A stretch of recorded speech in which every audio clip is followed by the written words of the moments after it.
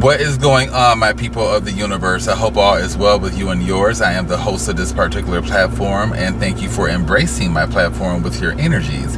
Anyway, you guys, I have some fantastic news to share with you all. Some of that news I will share on this particular playlist, and the other bit of good news I will share on my They Pronounce Me Dead playlist. Anyway, you guys know that anytime I create content for this particular playlist, it centers around drug addiction, functioning addicts, drugs in general, addicts in general.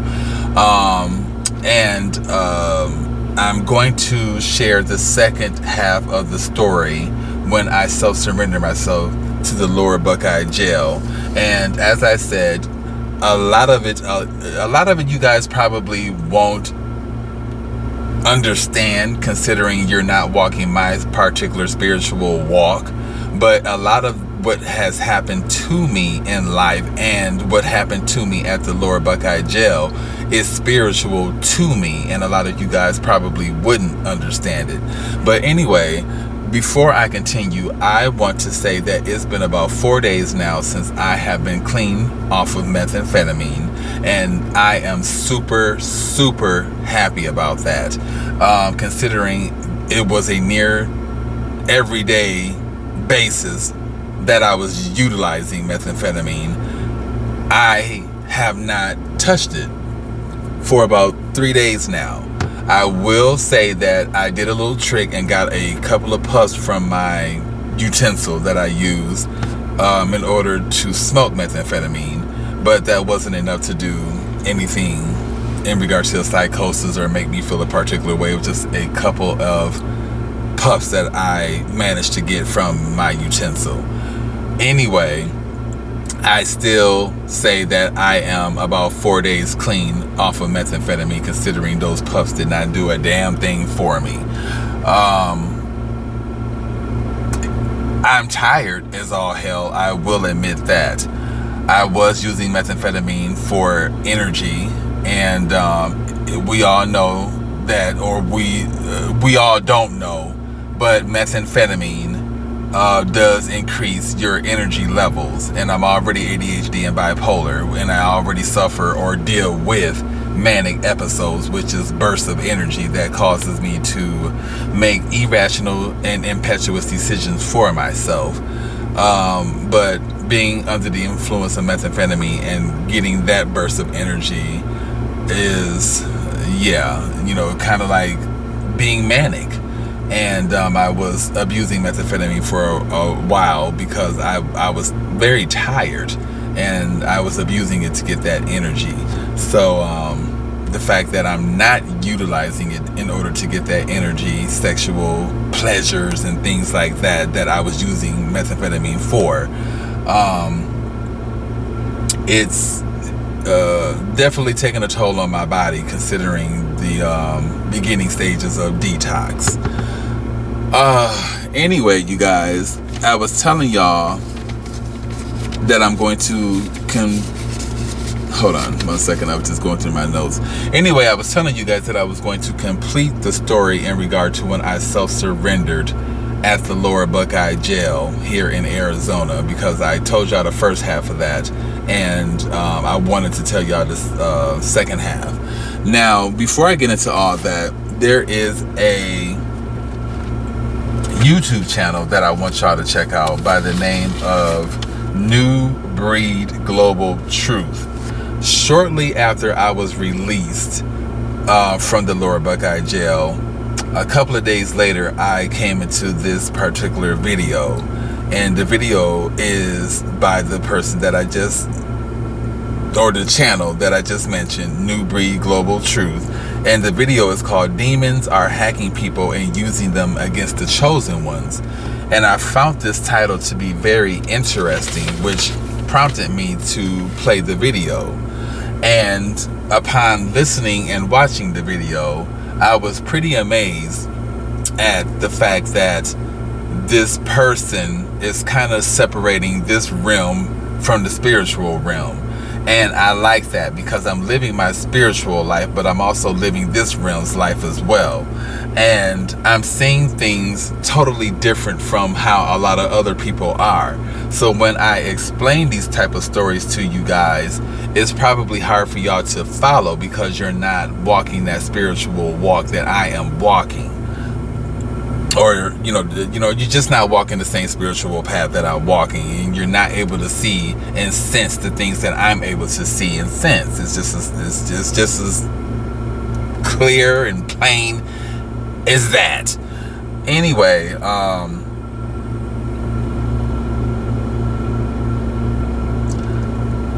the fact that people probably are being hacked by demons and don't even know it.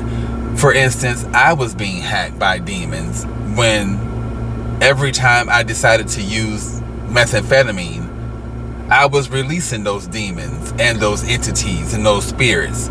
And they were hacking my body and my mind. And I was doing things that I would normally not do had I been under the influence of methamphetamine. Like the ratchet sexual acts and things of that particular nature.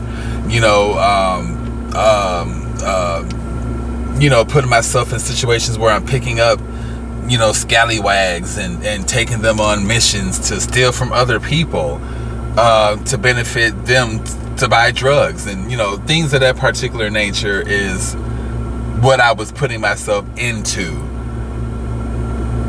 considering I was under the influence of methamphetamine.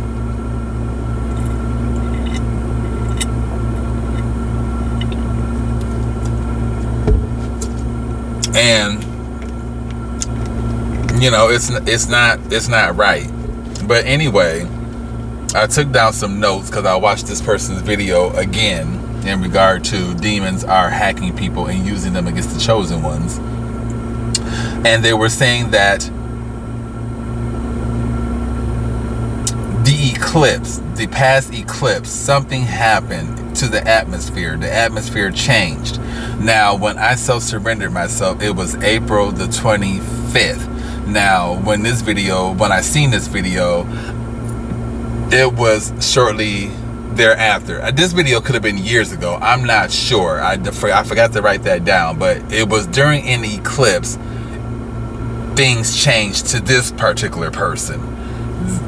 They feel like during the eclipse, some evil spirits, some demonic spirits entered the world through a portal, and they came here to basically possess and hack the mind, body, and spirits of we human beings. And like aliens are studying us, these hackers, these skinwalkers, these demons are pretty much watching our every move, especially the chosen ones. They're watching our every move so that they can emulate us and be a part of society like us and do everything that we do pretty much and conquer the world. I'm just going through the notes. These skinwalkers, they give into the 7 deadliest sins, which are lust, greed, money, etc. They don't care about, that's what they care about.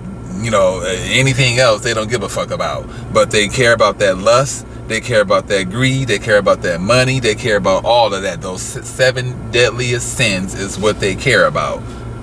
They're chameleons. They're finding their way here in order to control the world and be like humans.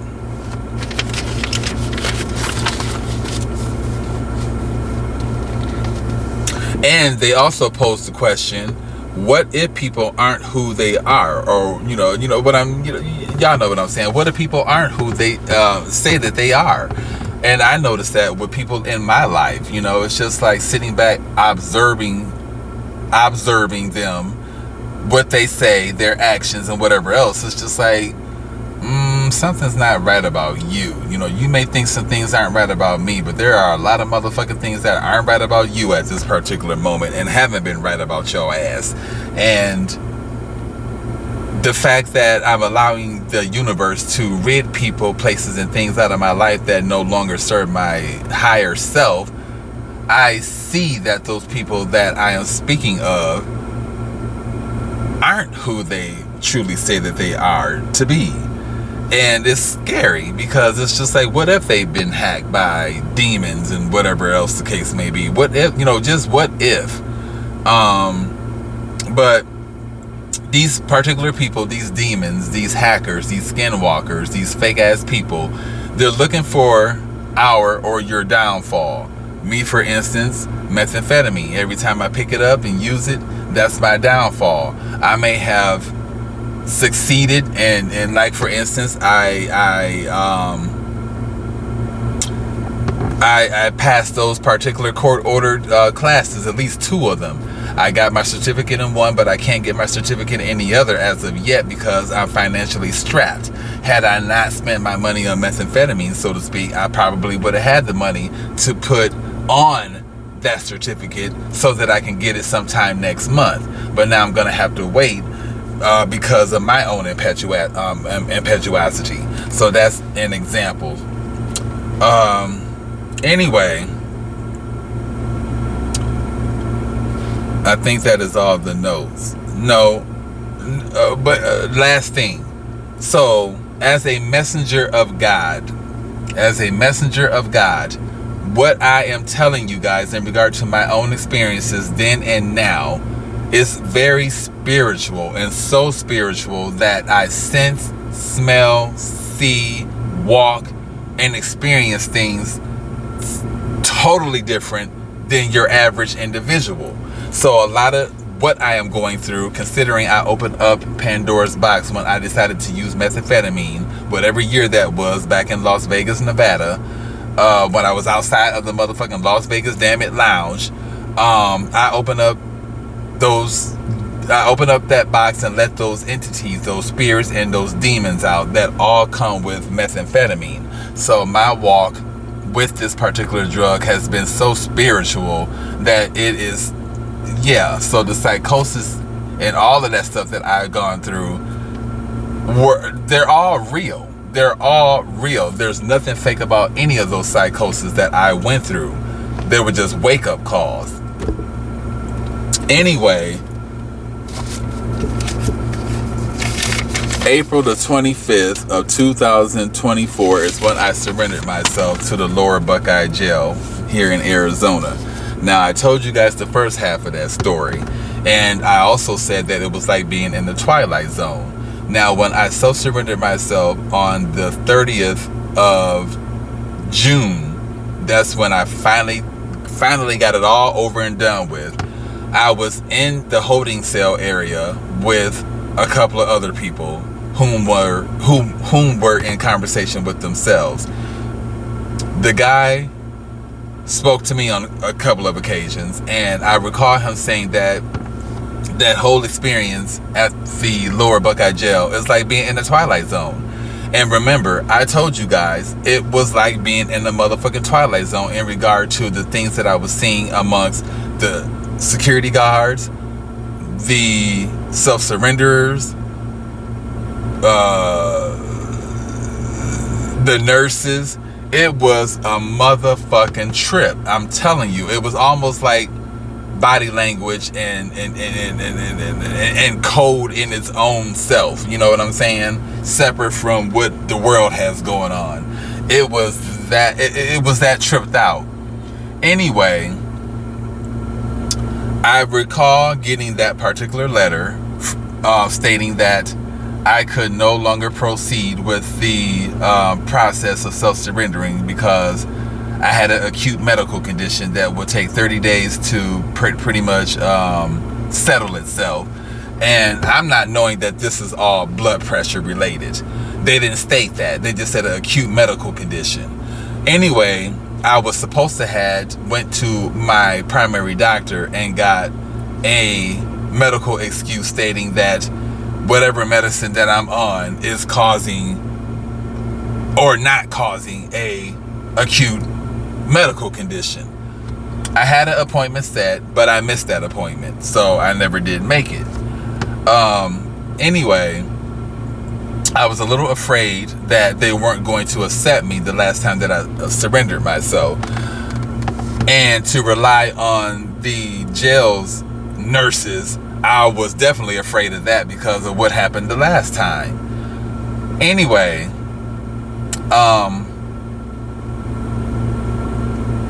myself and a handful of other individuals whom received those particular letters were made to go to a different department of the jail in order to be released. I'm already scared because, mind you, I was a couple of days clean off of methamphetamine. I think it takes about 30 days, maybe, a little less in order to get it out of your system. And I did not give myself that many days. I remember I quit a couple of days prior to self-surrendering, and I took those 2 1,000 milligram gummies,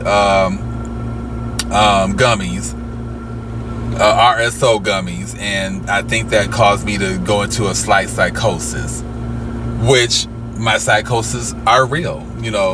They're very strong, intuitive energies that I receive, and I'm not going to deny my psychosis like that anymore, or my intuition. They are very much so real. Anyway, I didn't know what was going to happen when they opened up those doors to the jail to release us. I remember the officer had my paperwork in hand, and hold on, let me show you guys. There was a pole like that, and he set it on the ledge. Now, mind you, the parking lot of the jail had some very dark areas, and they had some areas that were lit up. So where he set my paperwork, it was between a dark area and a lit up area. And I didn't know if I was going to get shot in the back of my head or what, because there was a lot of this going on and a lot of this going on with the police officers. Now, mind you, they could have been, like right now, my head is itching. Now, usually times where people of color, so to speak, have braids or something, we usually pat scratch our head because we don't want to mess up the braids and we don't want to mess up our hair, so we pat scratch our heads. These are Caucasian white officers that I'm speaking of, so they have no reason to pat scratch their head, and quite frankly, none of them had hair to begin with. So, but anyway, I'm not being racial or nothing like that. I'm just saying, this is what certain cultures do when they, have to scratch their heads. But I didn't know what was going to happen because I seen a lot of this pat scratching and all of this type of shit going on, and the officers looking at each other and looking at me. So when he sat my paperwork down there, I was afraid to get it. So I was encouraged to get the paperwork because eventually I had to get off of the grounds where I was standing at, unless I wanted to be arrested again, and I did not want that to happen. So I ended up grabbing the paperwork. Thank God nothing happened. And I meandered to a different side of the lower Buckeye jail where I seen a payphone. I go up to the payphone, not realizing the motherfucker did not work. Now, mind y'all, when I left home, my cell phone was on, I had about 20-something%. So that 20-something% I had already utilized. So I didn't have I didn't have an external battery or anything of that particular nature at this time. I made sure to order one before I went and self-surrendered that last time, but I didn't have one this particular time, so I was pretty much screwed. I get on the payphone, I start dialing numbers, I don't hear any dude, I don't hear none of that. So I knew the payphone was not operable. Now, mind you, on the way walking over to the payphone, there was a Caucasian officer that stopped a group of individuals and told them, pretty much paraphrasing, not to fuck with me because I'm high on methamphetamine and I could, basically go ballistic and whatever else. And I felt like that was beyond wrong because you're defaming my character. That's like me saying you're a racist and all you do is go to donut shops and eat ham and bacon and shit all day long and donuts. That's defaming this person's character because I don't know what the fuck this officer does. So for him to tell these individuals that was kind of fucked up, and it made me feel, well, I guess he tried to make me feel low, but I kept my vibrations high and I just kept it kept it pushing. Anyway, I remember 2 Caucasian males came over to the payphone. Now, this is what I mean by things being symbolic to only me. They came over to the payphone. One of them addressed me while the other one went to the payphone to use it. Now, the payphone is not operable, so why are you dialing all these different numbers knowing that nothing's going to happen?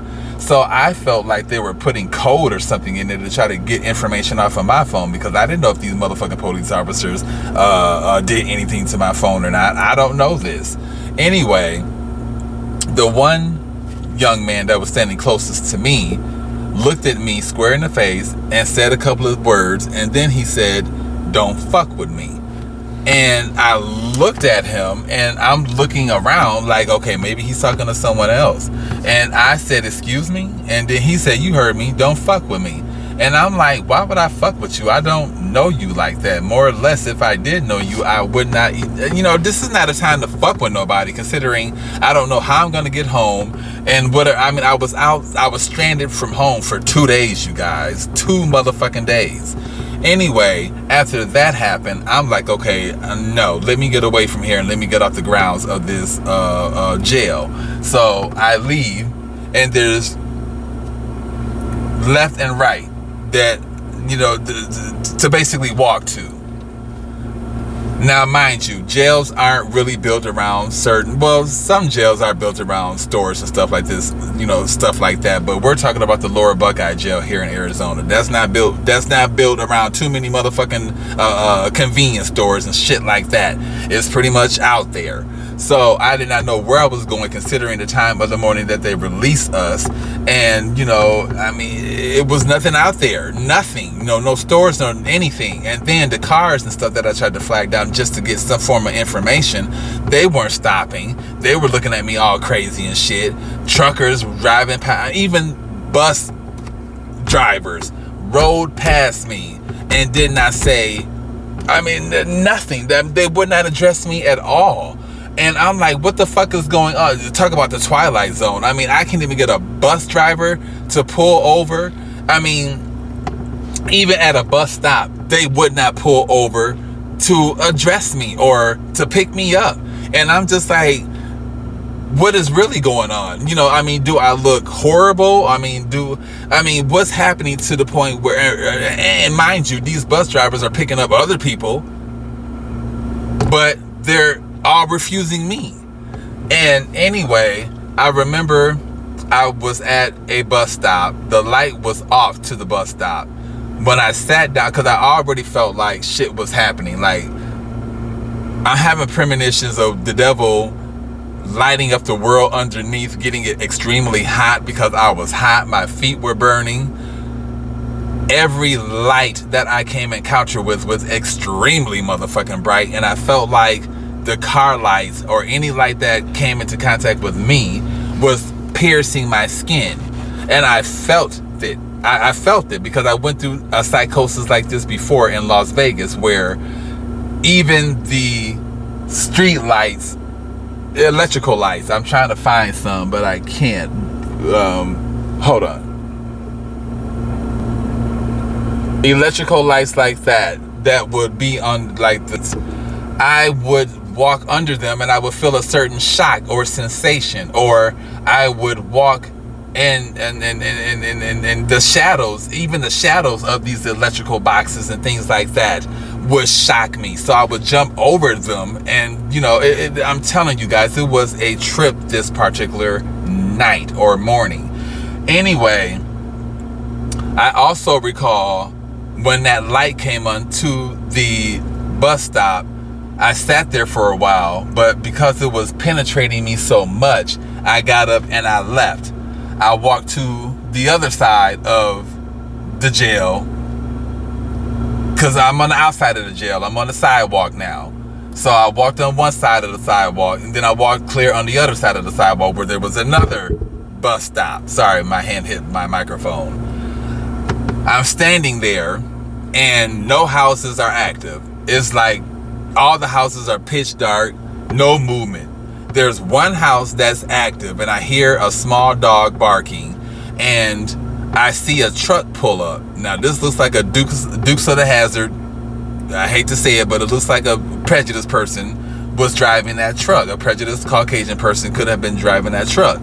Anyway, the person gets to the house. I no longer hear the dog barking. And all of a sudden, I hear this small dog yelping. And it's yelping, and it's yelping, and it's yelping, and it's yelping. And I'm in the car like, okay, what the fuck is really going on? I'm just like, is anyone going to see about this dog to stop it from yelping? And the dog is clearly in some form of pain. And I'm thinking this is symbolic to me, or for me, that I am soon going to be yelping like this dog. Because I refuse, for one, to sign that paperwork at the jail. And that's, and I challenged the jail, you know what I mean? And I felt like because I did this, a lot of things were going to happen to me that was happening to this dog, and that was happening symbolically while I was going through this whole self-surrendering mess. Anyway, the dog stopped yelping for a short period, and then it started up again, and I couldn't take it. So I left that area, and I went walking down the street, not knowing where the fuck I was going. These are some long streets. Arizona, two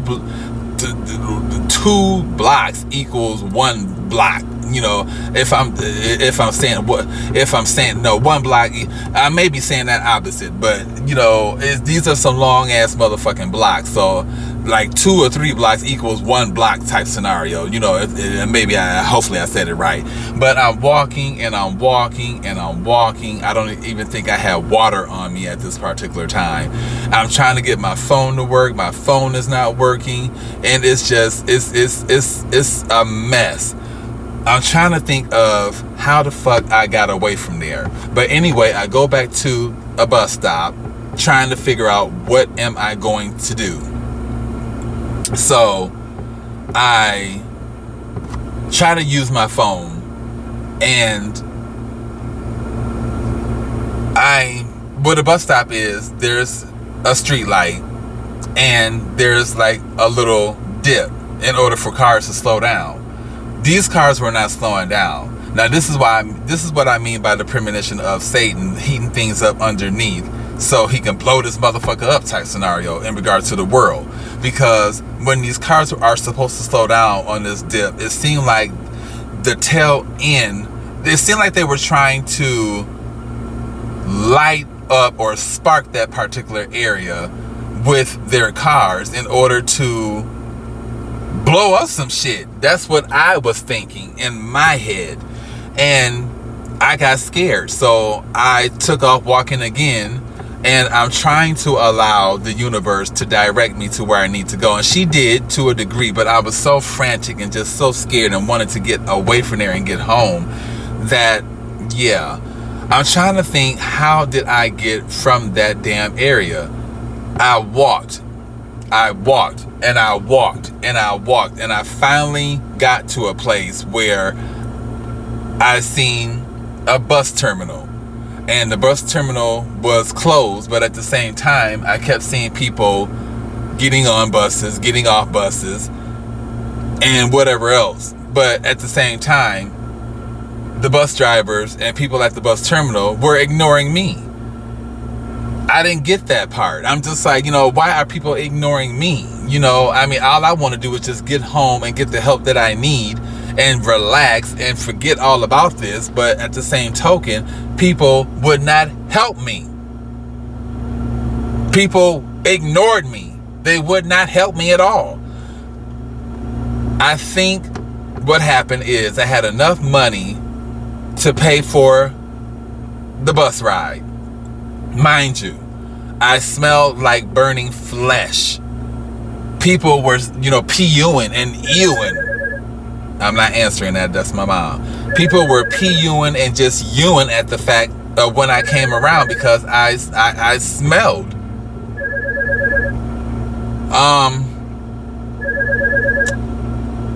This is why I felt like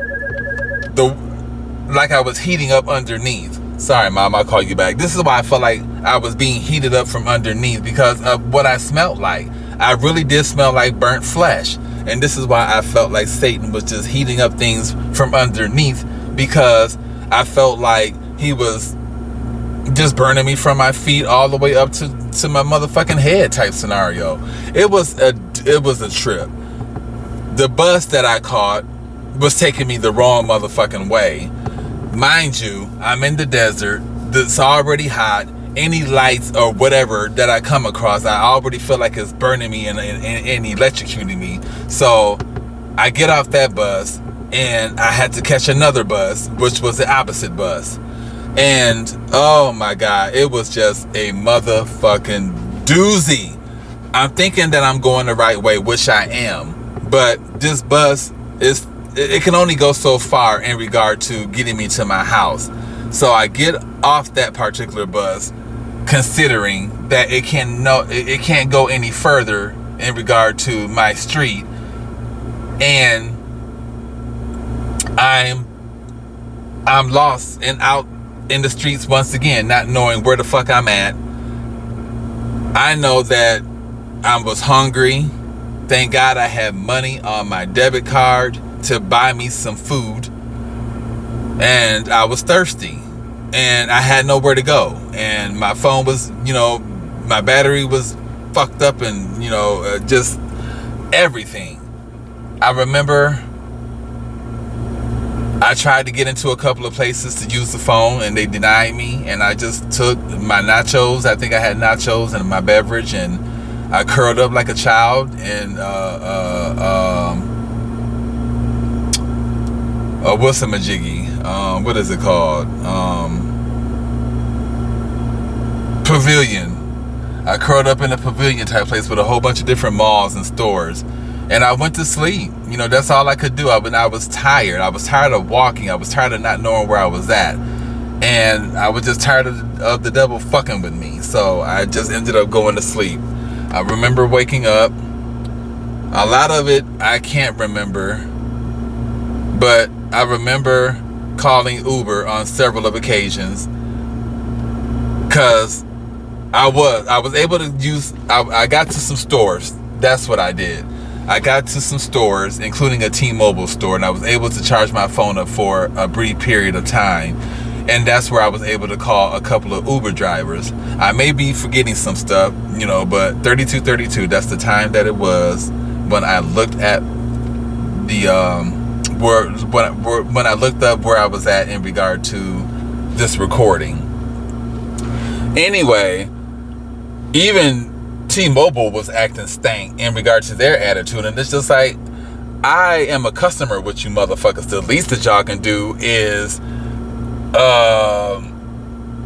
allow me to charge my motherfucking phone up and get me home. Anyway, long story short, I ended up going through 2 or 3 Uber drivers before I finally got a driver to pick my ass up. The other drivers canceled out on me. This particular driver I wish would have canceled out on me. She's a female, white bitch. I can't think of her name, but I know the address that I put in, because when I called Uber about this situation, they even backtracked the address that I put in, and it was not the address that this young lady was taking me to. She was taking me somewhere in motherfucking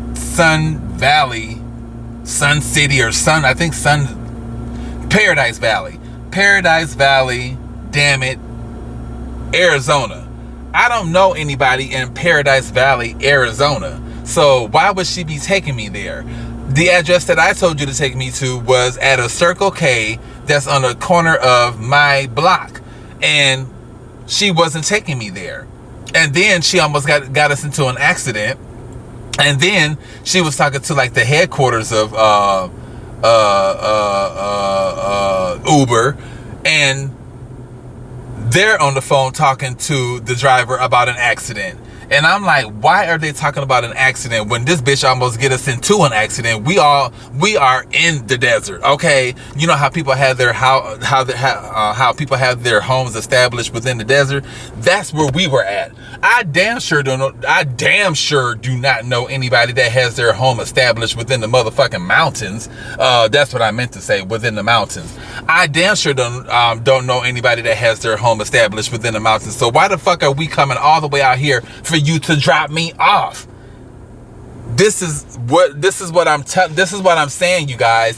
It was the Twilight Zone and then some after I was released. Why would this bitch take me all the way out to Never Ever Land where I don't know any motherfucking body? Thank God I had water on me. Thank God I had a couple of other things on me as a means of survival, because and then she kept looking in the rear view mirror at me as if it was just a very fucked up, sinister act that this young lady did. And I know that she did this on purpose, because I did not put that in the system in regard to my drop off. And she knew this. And I think either she was prejudiced or she was just, I just think that a lot of people knew that, considering the law of attraction, I was under the influence of something which was not methamphetamine. I mean, I did not do any methamphetamine prior to me self-surrendering myself. Now, I may have had some in my system, considering it was only like 2 or 3 days prior to me not using methamphetamine when I self-surrendered. But aside from that, I only had those 2 1,000 milligram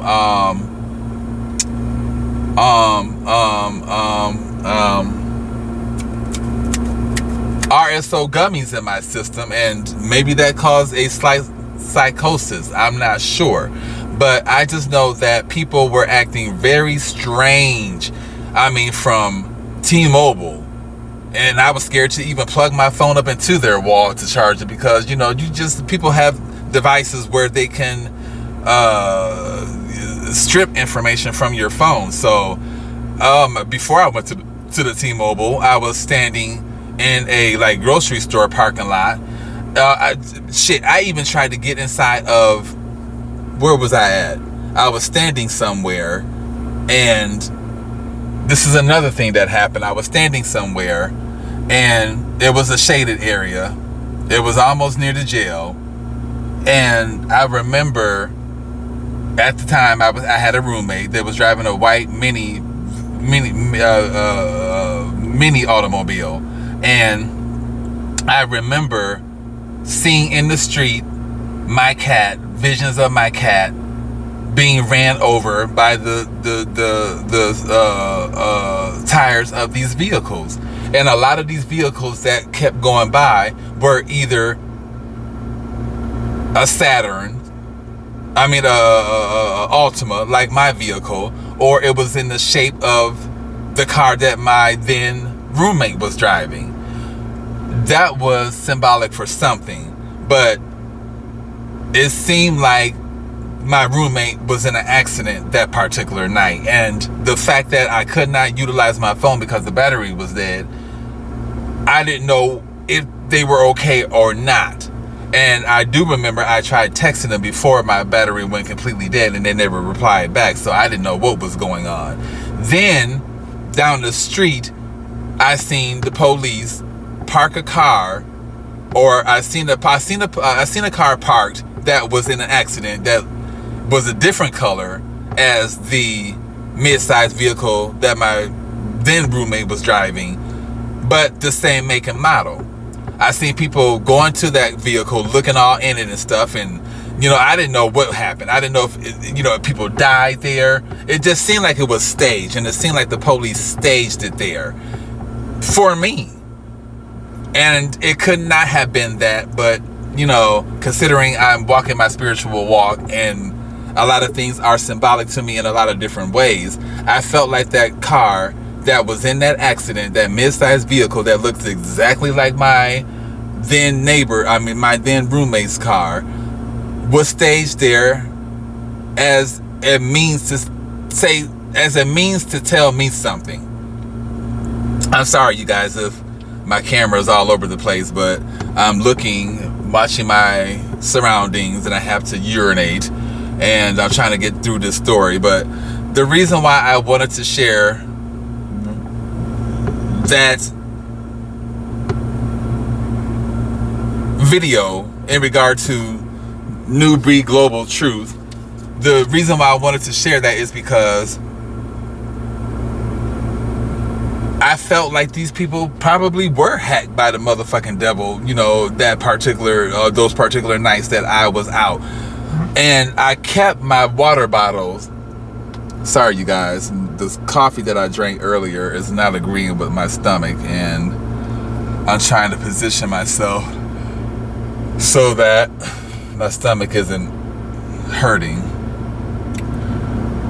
The water bottles, I kept them, and I showed my then roommate when I finally did make it home. And the plastic bag that the bottles were carried in, it was so hot that particular day that the bags had melted to the bottle. And as a matter of fact, I had a couple of these, some apple juice from the Dollar Tree, and some bottles of water. And the plastic the plastic bag had melted to the bottle because it was that damn hot. But no one would pull over to give me water. No one would pull over to tell me where I was at. I was standing in that spot where I told you that car or whatever was placed, and I thought something was gonna happen, considering shit, cats were fighting next to where I was at. Maybe those were my animal guys, you know, telling me something, but I didn't think of it at that particular point that these are animal guys that are probably telling me something and everything is fine, when in my head everything wasn't fine. Anyway, the crack of dawn began to happen, and I remember some stores were active, and I went and knocked on this one store, and clearly they had a phone because I seen it, and they were cleaning. All they had to do was just let me make a phone call, and they wouldn't even do that.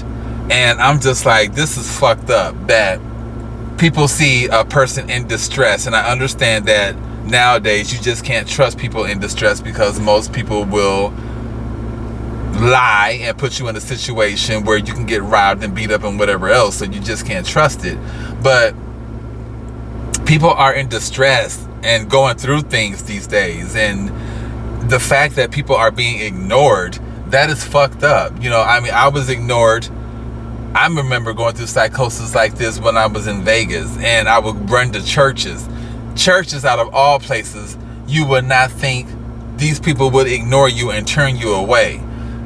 Churches turned me away and ignored me when I was going through psychosis, and that's fucked up that churches would do something like this.